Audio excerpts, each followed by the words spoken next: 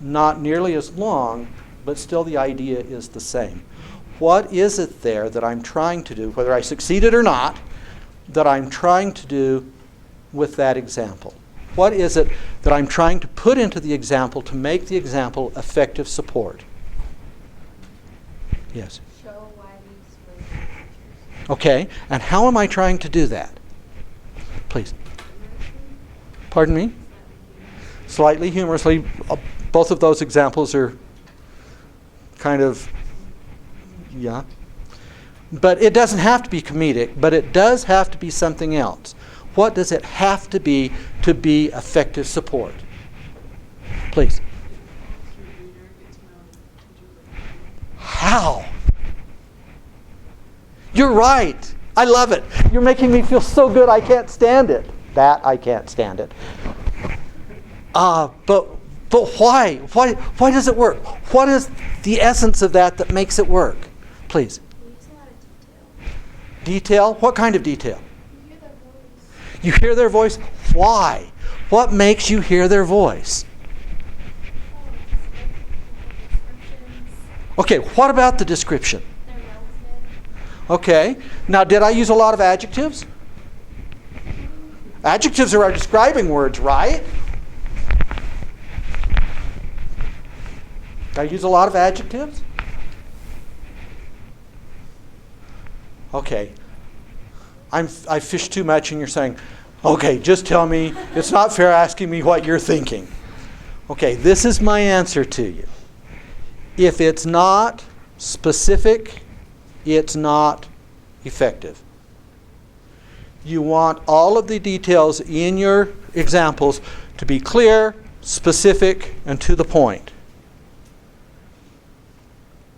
Okay?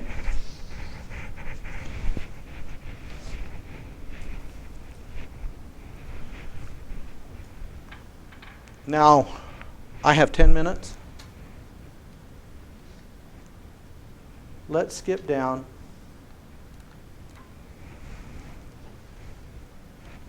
The last thing that you really should have in a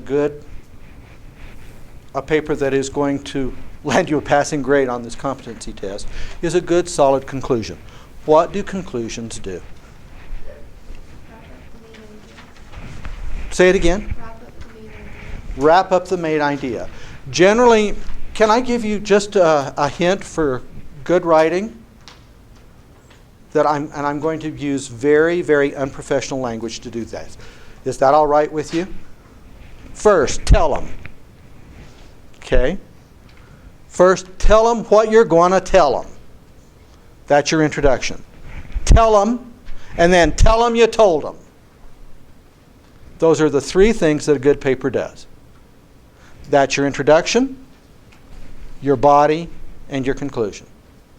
Tell them what you're going to tell them, then tell them you told them. So this is how I tried to do that.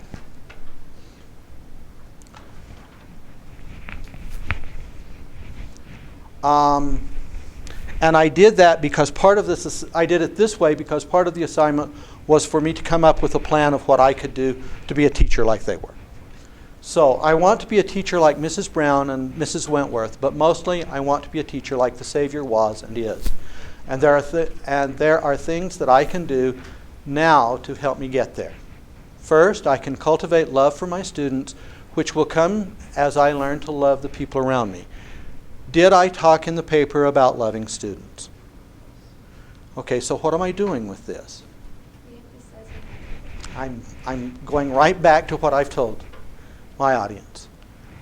And then I'm going to add a little bit of detail because now I'm personalizing it. First, I can cultivate love for my students, which will come as I learn to love all the people around me, especially the least lovable. And as I thought about it, I thought, who is the least lovable people for college students? Roommates. I can serve my roommates, and I can look for the best in everyone I can see. I can also look beyond the outward things my roommates do to the needs that underlie them and respond to the need rather than reacting to the deed, just as the Savior did with the woman at the well in Samaria. That was an example I used. Okay?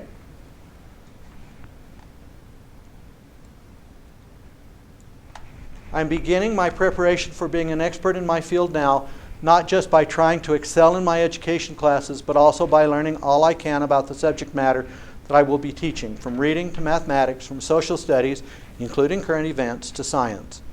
Finally, I can model my enthusiasm for learning for those with whom I come in contact.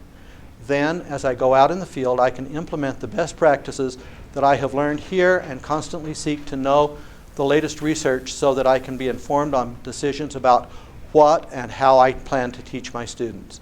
As I do these things, I hope that I can be the teacher who will make Mrs. Brown, Mrs. Wentworth, and especially my Savior proud of the work that I do and that they have done through me. Okay? So, one thing that you can do in a conclusion is forecast what you want to do into the future. You don't have to do that. You can just summarize if you want to. Okay? So, I am down to 5 minutes. What questions do you have about anything that we've done? Please. I just have how do you include it without being repetitive? Because that's my problem. That is hard. And what I like to do is pull things from the paper in a new way. For example, in my paper, I talk about the woman at the well in Samaria, who, if you read the scriptures, was probably not a very nice person. She was living with someone who wasn't her husband and several things like that. And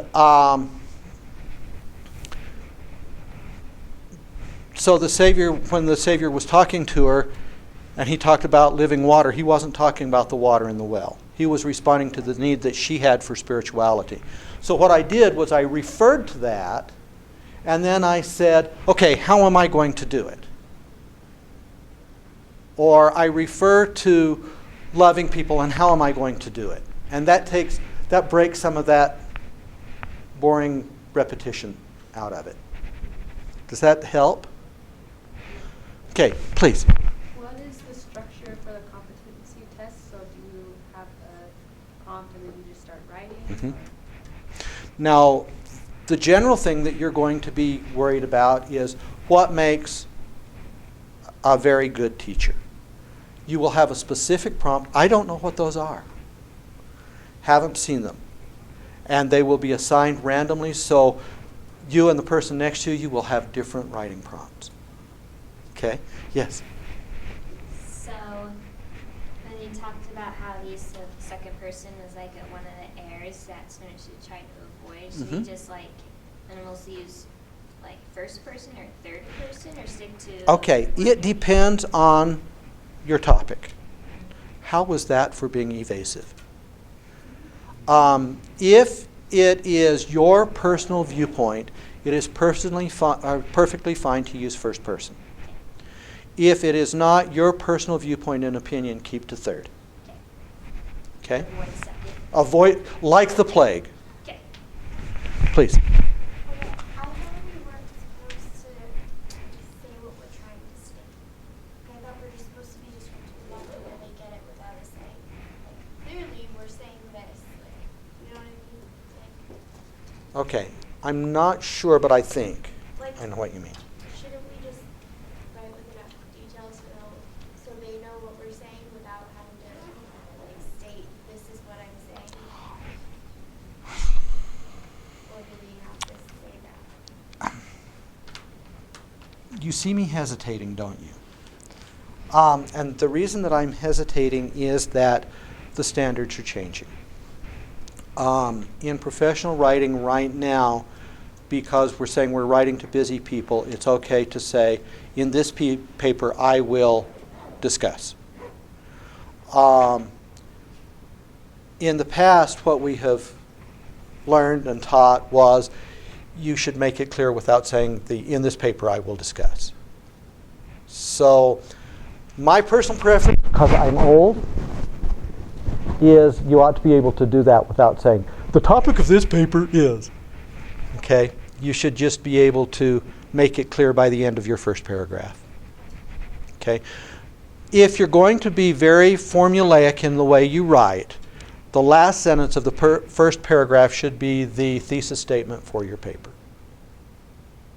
Okay? That's really formulaic. And you notice I didn't do it. So if you can make it clear without actually stating the thesis statement, that's okay. But it's better to state it and be sure than to leave people in the dark You just do it at the end. of the first paragraph. So what other questions do you have? How can I be helpful? Please. So should we leave I out of our paper? It depends on what your prompt is. Because it may be you walk into an interview, the principal says to you, in your opinion, what is it that makes a good teacher good? In that case, I would write the whole paper in first person. On the other hand, you are addressing a group of professional educators with research that you've done and your personal experience on what it is that makes an accomplished teacher, then I would write that all in third person. So it really depends on your prompt. Make your writing address the prompt, or they'll throw it out. Yes? How do you use experiences without using first person? If you're not writing first person, don't use your own personal experiences. A teacher did such and such. This was a personal narrative, so I felt really good about doing personal experiences. Now, I'm going to tell you a little secret. When I wrote my dissertation, I did it all first person. And I passed. I got a doctorate. So, if it is your personal opinion, it's okay to use first person. What happens is that we get first person and second person confused many times, and so we're afraid of both of them. So, what other questions do you have? Yes? Is the test timed? No, it is not. However, you should know that the grammar checker and the spelling checker will be disabled on the computer. So, Solly Cholly, you can't use a spelling checker or a grammar checker. But it is not timed, and you may go back over and revise before you turn it in. Please. Do you know how long the writing has to be? I haven't been told. I figure, this is my own philosophy, if you really do a good job of covering the subject, giving good specific examples, you won't have to worry about the length. Please. It's a different prompt this year. Go ahead and tell them. Okay, I know in the past it's, they say 4 to 6 paragraphs. Okay. Which sounds to me very much like a 5-paragraph essay with which we are all insanely familiar. Right? So, anything else I can help you with? Thank you very much. You guys make me feel so good.